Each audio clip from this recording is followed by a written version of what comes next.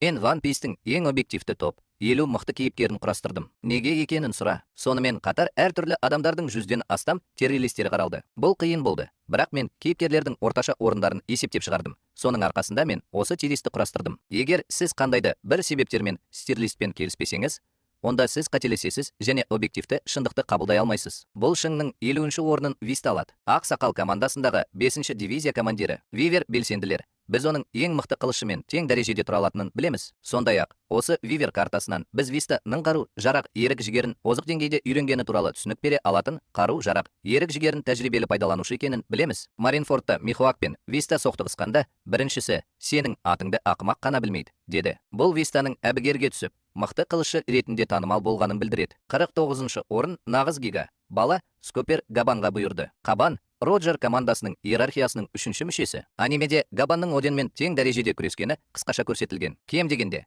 ол қарақшылар патшасының командасында болғандықтан, бұл оны қазірдің өзінде таудағы ақымақ емес етеді. Ал 48-ші орынды тағдыры қиын адам алады. Капитан ақымақ. Олар түсініксіз жемісті жеуге мәжбүр болды. Иә, сіз түсінгендей, мен өлтіруші туралы айтып отырмын. Бұл топтағы бірінші, бірақ соңғы емес Старпом. Хитмен, Люфи үшін Зора сияқты баланың оң қолы. Сонымен қатар ол 12 қарақшыдан тұратын ең нашар ұрпақтың бірі. Хитмен Кайда мен үлкен анаға қарсы шайқасқа қатысты. Сонымен қатар Хитмен Кайда зиян келтіруі мүмкін бірнеше кейіпкерлердің бірі. Көптеген адамдар Хитменді әлсіз деп санауы мүмкін, себебі ол кері қайтарып алды. Иә, ол Зораның күшті шабуылына тойтарыс бергенімен, мен бұл өлтірушінің әлсіз екендігінің қандай да бір көрсеткіші деп ойламаймын. Енді ол Нами немесе Чоппердің бір шабуылынан бас тартса, бұл басқа мәселе. Ал оның көзін жоғалтқаны таңқаларлық емес. 47-ші орында Коби тұр. Мен одан да жоғары қоятын кейіпкер. Өйткені ол болашақта теңіздегі ең күшті күзетші болады. Кобидің қазіргі уақытта ерік жігерінің 2 жоғары деңгейі бар. Бұл корольдік және қару-жарақ. Тек Кобидің дамыған корольдік ерік жігерінің болуы оны жеткілікті күшті кейіпкерге айналдырады. Сонымен қатар, Коби, Луфи, Гарп және Роджердің әңгімесіндегі параллельдерді назардан тыс қалдыруға болмайды. Ойлана келе, бәрі Луфидің болашақ Роджер, ал Кобидің болашақ Гар екенін бұрыннан түсінген. Оның үстіне, ара ұясындағы оқиғадан кейін Гар эстафетаны Кобиге тапсырды. Енді Коби және басқалары қарақшыларды жеңетін теңіз күзетінің болашағы. 46-шы орынды Тайм Скип One Piece'ке дейінгі құрбандық алады. Жергілікті құдай Энел. Энелдің жалғыз проблемасы оның қару-жараққа деген ерік жігерінің жоқтығы және дәл сол логиканы бұзатын ештеңесі жоқ. Және қару-жарақтың ерік жігерін қарапайым пайдаланушылар да солай етеді. Міне, олар өздерін қару-жарақтың еркімен жауып тастайды. Және Энел не істейді? Энелдің жалғыз мүмкіндігі мұндай жауды жылдамдықпен өлтіру. Сондықтан ол өзін ерік жігермен жауып үлгермейді. Бірақ Нелдің найзағайында екі мәселе бар. Біріншіден, бұл біздің әрекет ету жылдамдығымыз. Екіншіден, заряд қаншалықты күшті болса да, Энел ешқашан ешкімді өлтіре алмады. Егер сіз барлық мугиварларды, скайптағы жауынгерлерді алып тастасаңыз да, Канистің әкесі қалады. Ол күрескер емес. Оған найзағайдың әлсіз заряды түсті. Бейшара Канис мұңая бастады. Бірақ атасы аман қалды және бұл оған көп қиындық тудырмады. Осыдан кейін менің бір ғана сұрағым бар. Кім күшті? Скайптың бір жерінде ме? Әлде атасы ұзын дөңгелек жерде ме? Келесіде One Piece'тің басты ақыл ойының бірі келеді. Тек осы жерде оған Чопперді өлтіруге ақыл жетіспеді. Оның кәдімгі шайтан жемісін жеуге ақыл ойы да жетіспеді. Мен, әрине, динозаврлардың ең күшті тіршілік иелерінің бірі екенін түсінемін. Бірақ бұл тек Баруттағы динозаврларда болады. Патшайым Кайттың командасындағы ең күшті 3-ші орында. Оның күші негізінен ол қолданатын технологияда жатыр. Ол жалпы Германың барлық қабілеттерін көрсетті. Егер оның жемісі басқаша болса, ол күшейе алар еді. 44-ші орында бізге флешбектердің 10 тарауын сыйлаған кейіпкер Тиран Кума алады. Куманың табандары шабуылдарды жарық жылдамдығымен тойтаруға қабілетті. Сонымен қатар ол кедейлерді кездейсоқ аралға жібере алады. 43-ші орында One Piece әлеміндегі джокерлер тұр. Олардың қанаттары қоқиқазға дейін жетеді. Ерік жігердің барлық 3 түріне ие кейіпкер. Қарулану еркі, бақылау еркі және патша еркі. Менің ойымша, Фламингаға дейін орташа жемісі бар ең жақсы жеміс беретін адам. Оның жіп жемісі бар және ол жіппен өзін өзі қалпына келтіруді, жіппен клондар жасауды, жіппен ұшуды ойлады. Фламингаға дейін, әрине, интеллект тұрғысынан One Piece'тің ең ақылды кейіпкерлерінің бірі. Сондай-ақ, Фламинго өзінің шайтан жемісін оятқанға дейін оны бәрі бірдей жасай алмайды. Егер ол ерік жігерін арттырса, Фламинго ең мықтылардың бірі бола алар еді. 42-ші орын Крекерге бұйырды. Бір түрлі, бірақ бұл жерде тіпті қисынды болып шықты. Уфи Крекердің еркі Фламингоға қарағанда күштірек екенін айтты, яғни ерік шешеді. Әрине, Уфи жемісінен басқа, өйткені Луфи ережеден ерекшелік болып табылады. Қасқырлар жемісті жақсы пайдаланушыдан әрқашан күшті болады. Тағы да Луфиден басқа, Кайда Луфиге әлемді тек ерік жігермен жаулап алуға болатынын айтады. Бірақ осы сөздерден кейін Лафтейлге апаратын жол пайда болады. Онда ол Кайдаға қайшы келеді және Кайданы жеңген жеміс екенін жазады. Уфада тер мен қанға түскен тұтқын, атап айтқанда жеміс. 41-ші орынды Слардар алады. Джимбей денесін қару жарақпен толығымен жаба алатын санаулы кейіпкерлердің бірі. Сонымен қатар суды басқару бұл зәрдегі ең күшті қабілеттердің бірі. Джимбей әрине Гигачат және ол келіп одан да жақсысын шығарады деп үміттенемін. 40-шы орынды Эйс алады. Дженбейге қарсы 5 күн бойы күресіп, ақыры осы жекпе-жектен жеңіске жеткен Эйс, ерік жігердің барлық 3 түрінің иесі. Ол тіпті One Piece романында да қолданған. Егер Эйсна оны көрсе, ол күшейе түсер еді. Қалай болғанда да, ол оған озық корольдік ерік жігер мен озық қару жарақ ерік жігерін берер еді. 39-шы орында тұрған әйел. Бұл өте бақытты, өте бақытты. Маған ұнамайтын екі кейіпкер бір-бірінің қасында тұр. Құдай Хэнкок, патша еркінің иесі. Хэнкок Блэкбердтің өзінен басқа Течак қарақшыларының көпшілігін жеңе алады. 38-ші орында бүкіл Тим Течті бір қимылмен жеңген кейіпкер тұр. Толканада мәңгі отырған Магеллан. Өкінішке орай, ерік жігерге қарсы тұратын удың өте тұнық жемісі. Бірақ бұл жемістің тұнық болу фактісін жоққа шығармайды. 37-ші орын Тайм Скипте оята алған Зуан жемісінің иесіне жақсырақ беріледі. Ека Хэдити пайда болған ода Анпесидегі ең мықты адамдардың бірімен соқтығысудан аман есен өтіп, тіпті Йонканың оң қолымен тепе-теңдікті сақтай алатынын көрсетті. Қысқасы, бұл туралы спойлерлер оның басына шыққаннан кейін айта отырып, Зуавер шабуылда жақсы жеңіске жетті. Бұл цирктің бәрі ақымақ болып көрінер ме еді? 36-шы орында Блэкбердтің оң қолы тұр. Мен болсам, мен жеміс жидектердің бірін жайып жіберемін. Көрінбейтін жеміс, коман. Әрбір крепте бұл жеміс қарсы тұратын бақылау еркі болса, бірақ сюжеттің еркі болса, бұл жеміс бақылау еркі арқылы анықталмайды. Өйткені 35-ші және 36-шы орындарды қызыл шашты Шанс командасының екі қарақшысы Лаки Ру мен Йоу командасының мергені алады. Бірақ 34-ші орын Қарақадайлға бұйырды. Тағы бір құрбанды Скипни One Piece басқарады. Бірақ қазір ол мангада ойнайды. Логия иесінің Кросс гильдиясындағы басты орындардың бірін алады. Ал егер оның озық бақылау ерік жігері бар екені анықталса, ол нұсқаның шыңдарының бірі болуы мүмкін. Өйткені озық бақылау ерік жігері мен логикасы One Piece әлеміндегі ең жақсы комбинация болып табылады. Қысқасы, біз қолтырауының бізге не көрсететінін күтеміз. Ал 32-ші орында Қасты көк тұр. Патша еркінің болашақ иесі Санжа Магивараның құбыжық триосының бір бөлігі. Гермидің гендері оны өте берік етеді. Соңғы тарауларда Санджи бұл шындыққа жанаспайтынын, Кизару мырзаның өзі таң қалғанын көрсетті. Сан жақсы, біз оның патшалық еркін күтеміз. Әрине, оның марапаттарының төмендейтіні өкінішті. 31-ші және 30-шы орындарды күші туралы айтысып жатқан кейіпкерлер алады. Мен болсам, олар тең. Бұл бір болашақты көргендей, екіншісі ойды оқығандай. Ал олардың қайсысы жеңетіні белгісіз. Әлеуеті жағынан Катакури, әрине, Кингтен де күшті. Өйткені оның патшалық еркі бар. Тек дамыған корольдік ерік жігерді дамыту ғана қалады. Сонда жеңіс Катакуриге тиесілі болады. Сонымен, олар бір-біріне ештеңе істей алмайды. Біреуі ұрып соғып, ұрмайды. Екіншісі ұрып соғып, ұрмайды. 29-шы орынды ең мықты адамның жұлдызы Феникс Марк алады. Мифтік жемістің иесі Марктың ваннасы үлкен ананы ұстап тұрды. Сол доғада Марк патша мен патшайымды ұстап тұрды. Кайттың командасындағы ең күшті екінші және үшінші. Қазір Марк Ақсақал командасының қалдықтарында басты орында тұр. 28-ші орын Юстас Китке бұйырды. Ерік жігердің үш түрде бар қарақшы және оянған жеміс. Бірақ бұл өз күшін мүлде бағаламайтын қарақшы. Мүмкіндікке екі рет шабуыл жасап, екі рет пизді алған. Сонымен қатар ол қолсыз қалды. Оның патшалық еркі болса да, бұл оған ештеңе бермейді. Мен Киттің мангадағы корольдік ерік жігерін пайдаланғаны туралы бірде-бір сканерлеу есімде жоқ. 27-ші орын оған беріледі мата. Жынысы белгісіз. Корольдік ерік жігері жоғары және Гуччи жемісі бар қыз. Оны мұзды басқара алатын құдайдың қасқырына айналдырады. Әрине, бұрынғы адмирал Акиди сияқты емес. Ол бүкіл аралды бір сәтте мұздатуы мүмкін. Бірақ бұл да жаман емес. Мата да біраз уақыт әкесіне қарсы тұрды. Оның кум Ювармен бортқа шықпағаны көпшіліктің көңілін қалдырды және өз жолын таңдауға шешім қабылдады. Мен бір тарауды ауыстырдым, бірақ ол болашақта міндетті түрде пайда болады. 6-шы орын революциялық армиядағы ең күшті екінші адам Сабаға бұйырды. Және реакцияшыл Драготтан айырмашылығы, ол бірдеңе істеп жатыр. Олар туралы Мериджоуда мен оның тағында өзі отыратынының және бүкіл әлемді басқаратынының құпиясын білдім. Ол тіпті қашып құтыла алды. Бұл жақсы жетістік пе, жоқ па, білмеймін. Жарайды, күте тұрайық. Біз оны анықтаймыз. Оның үстіне келесі тарауда олар бізге 5 гарейдің хайуанаттар бағын көрсетеді. Және олар Люфиге қарсы бірдеңе көрсете ала ма? Жоқ па? Жақын арада білетін боламыз. Бұл бейне шыққан кезде сіз олардың не істей алатынын білесіз. 25-ші орын Трафалгара. Трафиде зімбір жемістерінің бірі бар. Жақында бізге оның корольдік өсиетке ие екендігі расталды. Негашимадағы шайқас кезінде оның патшалық еркі болмаса да, ол әлі де өзінің жемісімен қайтты. Сондай-ақ оянған Трафалгар жемісінен зардап шеккен үлкен ананы ұрып соғуы мүмкін еді. Егер Кит үлкен ананың барлық соққыларын жұтып қойса және ештеңе істей алмаса, Трафалгарда жағдай керісінше. 24-ші орында осы топтағы бірінші адмирал тұр. Жаңа, барлық қоқыстарға дайын адмирал Арамаки орман журналының жемісі бар. Олар бізге оны бастапқыда қатыгез адам ретінде көрсетті және көптеген адамдар оны ең мықты адмирал болады деп ойлады. Бірақ соңында ваннаның соңы болды және ол өзінің мүмкіндіктерін көрсетті. 23-ші орында тұрған Зора, ол жай ғана гигачатпен ваннаны қайнатып жатқан. Негашимада Кайда мен үлкен мама оның шабуылынан қорықты. Сонымен бірге Зора озық корольдік ерік жігерді пайдаланбады. Оған Кайданың шалбарын кию үшін күш салу жеткілікті болды. Ал Зорро корольдік ерік жігерді жоғары деңгейде меңгергеннен кейін Тіпті Кайттың күшінен асып түсетін корольдің де тозақтың патшасын жеңе алмады. Өкінішке орай, қазір Зора Гарасем мен Кизарумен күресіп жатқанда, 10 тарау бойы сәулелерді жеңе алмайтыны өкінішті. Бірақ Инивей Зора ең мықты қылышшы болатын адам. 22-ші орын және бірден 2-ші адмирал. One Piece әлемінде формация болды. Депчиктердің жұбы және сіз Драс Розды құтқару туралы ойлануыңыз мүмкін. Әрине, Фуджитораның әлеуеті зор жемістердің бірі бар. Егер ода бұл туралы ойласа, онда ол Фуджитора жемісімен көп нәрсені елестете алады. Мысалы, микро қара тесіктер. 21-ші орында Айдахарды жеңген өткеннің ұлы қылышшысы Рюма тұр. Неге ол соншалықты жоғары қойылады?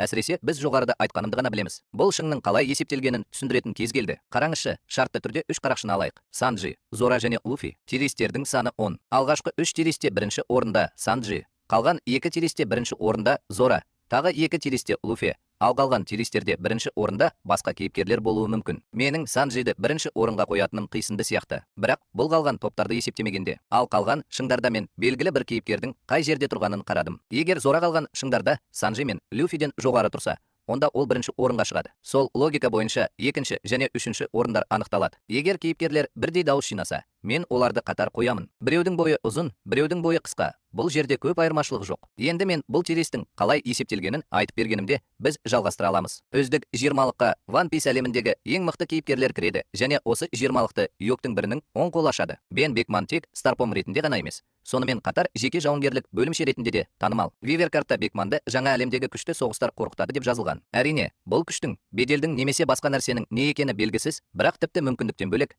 Бекманның өте күшті жауынгерлік бөлімше екендігі де анық. Жаңа әлемнің күшті соғыстары крекер деңгейіндегі адамдар ма, әлде катакурилер ме, әлде төтенше жағдайларда адмиралдар деңгейіндегі адамдар ма, белгісіз. Сонымен қатар, бізге Кизарудың Бекманды сөмкесін оған бағыттаған кезде қалай қорқатыны көрсетілді. Мен сондай-ақ Бекманның оған ақымақтық жасауға кедергі келтіретін якор ретінде мүмкіндік беретінін қосқым келеді. Сарп пен капитан арасындағы осындай қарым-қатынастың тамаша үлгісін жаңашыл сон көрсетті. Зора бүкіл команданы үйлестіре бастағанда, Луфи үшін дұрыс нәрселерді айтты. Жалпы алғанда, командаға баға жетпес үлес қосты. 19-шы орында Оддан тұр. Оның ерік жігерінің барлық 3 түрі бар және олардың екеуі жоғары деңгейде. Жетілдірілген корольдік ерік және жетілдірілген қару-жарағы еркі. Оден бірден ең мықты адамдардан құралған 2 командада болды. Ақсақалдың тимінде және Голди Роджердің тимінде. Онда ол Рубиканың текшелерін шешті. Роджердің қарақшылар патшасы болуына үлкен үлес қосты. Оден жекпе-жекте Кайттан жеңіліп қалса да, маскүнем әлі де сәлем бермеді. Бұл жекпе-жек оған физикалық ғана емес, психологиялық тұрғыдан да тыртық қалдырды. 18-ші орын қарақшы Лео Шики. Луфиге ерік жігерсіз жеңілген кейіпкер. Жарайды. Біз фильмге қол тигізбейміз. Тек Шики көрсеткен жемісті қоспағанда кез келген нәрсені көтеру қабілеті. Бұл керемет сияқты, бірақ онша емес сияқты. Маған Фуджитораның жемісі де көбірек ұнайды. Сондай-ақ Шикидің керемет болғаны сонша, ол Импел Даун түрмесінен аяғын кесіп алып, бәрін бірінші болып таңдады. Бірақ бізге Импел Даунды көрсеткеннен кейін түрме онша салқын емес сияқты. Мен ол жерде Йок командасының 4-ші мүшесінен жоғары деңгейлер қалай отыра алатынын елестете алмаймын. 16-шы орын Шарлотта Линлинге және ерік жігердің барлық 3 түріне ие өткен ұрпақтың онкасына бұйырды. Барлығының ішінде ол оны ең әлсіз деп санайды. Бұл сюжетте ол көрсеткендіктен бізге Шарлотта, Лин және Кайда тең дәрежеде ұсынылғандай көрінгенімен, олардың жекпе-жегі тең аяқталды. Содан кейін олар одаққа келісті. Бірақ Линнің жекпе-жегін кейінге қалдырайық. Бірақ біз оны жеңдік. Әрине, ақымақтық. Өкінішті, әрине, жеңіске жету үшін үлкен ананы лаваға тастау керек. Балалар, адмирал Сказуки. 15-ші орын. Иә, адмирал Кизару. Оның барлық хайпелдері. Соның ішінде мен де Сабодадағы хайпелдер. Хайпел, ол барғысы келетінін айтқан кезде Ванна. Хайпел, ол басына шыққанда. Бірақ қазір, әрине, Кизара келіп Мугивардың бүкіл командасын шығарады. Бірақ бұл қандайда бір қоқыспен аяқталады. Кизара жай ғана қорланады. Кедейлер Кизараны ақтап жатыр. Оның қаны кетпеді дейді. Кизаруда One Piece'тің ең күшті жемістерінің бірі бар. Біріншіден, бұл бөренелер, екіншіден, бұл жарық бөренелері. Ал Кизарудың жемісі қоқиқазға дейін мүлде басқаша болар еді. Тіпті 5-ші гирде Люфиге көмектеспеседі. Өкініштісі, мұндай күшті жеміс Барсалина сияқты түтіккен жеміске түседі. 14-ші орын. One Piece'тің басты реакцияшысы. Енді мен саған оның не істегенін, қандай күшке ие екенін айтпаймын. Тек теорияны тыңда. Жоқ, олай емес. Теория емес. Тікелей фактілер. Айдахар туралы не білеміз? Ол реакция жасайды. Содан кейін ол реакция жасайды. Жоқ, ол Владион емес. Реакцияларды Виндай немесе Винди жасайды. Винди желді деп аударылады. Ал Айдахар ұзақ уақыт бойы жел логикасына ие болды. Және соңында Драган, Винди. Сонымен қатар реакцияшыл, желмен де байланысты. Міне, сіз үшін тікелей фактілер. 13-ші орын. Рейлидің қараңғы патшасы. Соңғысы, біз осы топта өнер көрсетеміз. Ерік жігердің барлық 3 түрін жоғары деңгейде меңгерген кейіпкер. Мен үшін Рейли PCдегі ең жақсы мұғалім. Ол Люфаға барлық ерік жігерін үйрете алды.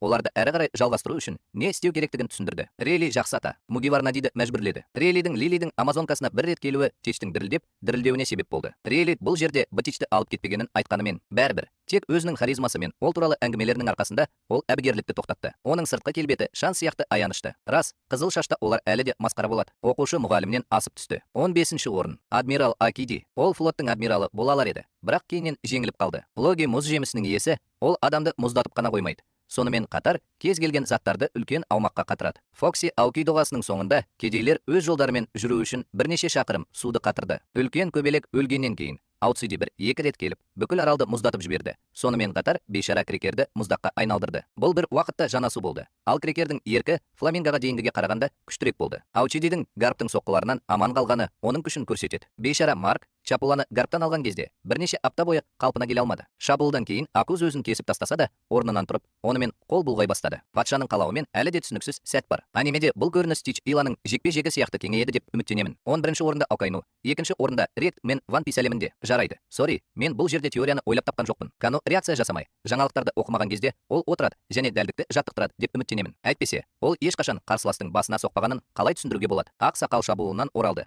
Омо шабуылынан оралды. Міне, ол сейісті жіберіп алмады. Акайну орындығынан тұрып, әбігерге түсуге барады деп үміттенемін. Әсіресе оның магма логикасы ең күшті шабуылдаушы жеміске ие болғандықтан. 10-шы орын Скоку, бұрынғы флот адмиралы. Ол қазір отыр. Сонымен қатар реакцияларды бақылап отыр. Скоку екі ізгі үшін ол Баренфортта Шикиді жеңді. Ал Скоку бізге алғаш рет мифтік, құдайлық типтегі зуанды көрсетті. Жалпы, мен бұл жемісті Будда емес, таблеткадан жасалған қарабар деп атайтын едім. Сен де үлкен сарға айналасың. Бәрі сенен қорқады. 10-шы орын. Ең күшті жаратылыс. Нәсілден шыққан жоқ. Хайуандардың патшасы Кайда. Үлкен ана сияқты, өткен ұрпақтың Йокосы. 15 жасында Кайда әбігерге түсіп, оны сол кездегі ең қауіпті команданың капитаны байқап қалған. Содан кейін Кайда Рокс командасына қосылды. Кайда ерік жігердің барлық үш түрі жоғары деңгейде. Ұзақ уақыт бойы оны жекпе-жекте ешкім жеңе алмады. Бірақ Уфи келіп, 5-ші гирді оятып, жай ғана Кайдосты мазақ етті. Міне, сен ең күштісің деп сыра ішіп отырсың. Бірақ маймыл келіп, сені өлтіріп жатыр. 9-шы орын. Йонгтардың бірінің қарсыласы Дракула Михоук. Айтпақшы,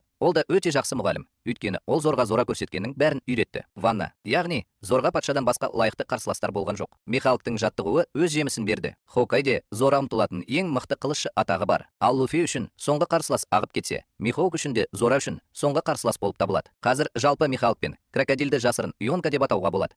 Өйткені гильдия крестін Крок пен Михоук басқарады. Ол жерде арбалар тек бет әлпет сияқты. Ал 3 миллиард 600 миллион белли сияқсы кейбір Йонкалардан, мысалы, сол Люфиден асып түседі. 8-ші орын Қара сақал. Менің ойымша, енді қандайда бір кейіпкердің патшалық еркі бар деп айтудың мағынасы жоқ. Бұл қазірдің өзінде анық. Және келесі кейіпкерлердің барлығында болады. Ван Пис әлеміндегі аномалия ағып жатыр. Оның бірден 2 жемісі бар. Дәріл парамециясы және жеміс берушілерді бейтараптандыратын қараңғылық журналдары. Олар бізді негізінен орташа күрескер ретінде көрсеткенімен, олар оны ақыл парасатынан айырған жоқ. Әсіресе соңғы тараулардағылар Девон ағындарды жіберген кезде және Питер Паркердің бетін басып алу туралы мәлімдеме жасаған кезде бұл жұмыс істемеді. Маған бұл ілінісі ұнайды. Паркердің бетіне Тичтің қандай әбігерге түсетінін елестетіп көріңізші. 7-ші орын Луфи. Қарақшылардың патшасы болатынына сенімді адам. Мифтік құдай типіндегі аймақтың иесі. Джой Бой, свастика әуесқойы және біз қарап отырған резеңке гүнне. Кәддені жеңгеннен кейін ол бізге Кизару мен Сатурнның Луфи үшін қарсылас емес екенін көрсетеді. Мен білмеймін. Қазір Луфиді жеңе алатын тірі кейіпкерлердің кем дегенде 5-еуі болады. Менің ойымша, бұл тек осы топта 6-шы орында тұрған мүмкіндік болуы мүмкін. Анпистегі сұр ат. Бұл жерде мен шанстың ең күшті корольдік ерік жігері бар екенін айтуым керек. Бақылау ерік жігерін өшіре алатын, мұны істей алатын жалғыз мүмкіндік болмайтыны анық. Сол Луфи басқа жерде өсуі керек. Міне, патшаның еркі бұл ең айқын нәрсе. 5-ші орын ең мықты адамға беріледі. Мен ұсынысқа шыдадым. Әбігерленушілер туылғанға дейін әбігерге түскен кейіпкер, қартайғандай кәрі. Бір кездері Роджер мен Қарақшы патша атағы үшін бәсекеге түсуі мүмкін еді.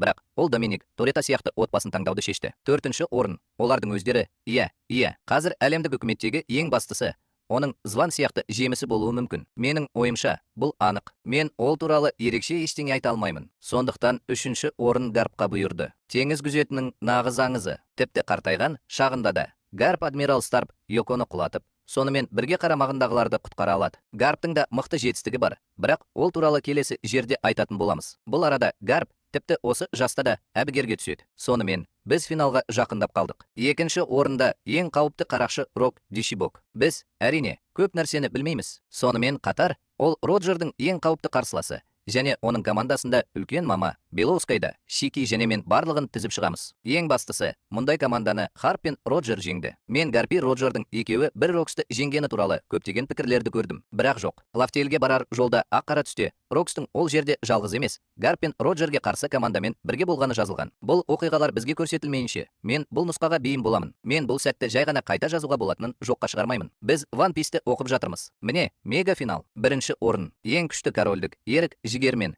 ең күшті бақылау ерік жігермен, ең жылдам, ең ақылды. Акаши Сейджерге немесе жай ғана абсолютті қарсыласын бір сөзбен тізе бүктіре алатын кейіпкер. Оның империялық көзі болашақты бір ғасыр бұрын көреді. Одан асқан салқын ешкім жоқ. Әсіресе оның командасында найзағай жылдамдығымен қозғала алатын кейіпкер Амина Дайки. Кез келген қозғалысты және кез келген техниканы көшіре алатын мысық бар. Инвиске бара алатын Курока. One Piece'те ғажайыптар ұрпағының командасын жеңе алатын кейіпкерлер жоқ. Мен не айта аламын? Плюс немесе минус, мен онымен келісемін. Ол тіпті қисынды болып шықты. Мен одан да жаман болады деп ойладым. Бірақ бәрі ойдағыдай болды. Мен бұл бейнелерді ұзақ уақыт бойы жасап келемін. Ақырында менде өңдеуге арналған бағдарлама ұшып кетті. Бейненің жартысы жоғалып кетті. Сондықтан сіз бейненің ортасында монтаждың сәл салбырап тұрғанын байқай аласыз. Мен мұның бәрін қайта өңдеуге тура келді. Мен мұның бәрін істеп жатқанда, бұл идея маған жай ғана әсер етті. Тартынба, жарайды. Мен енді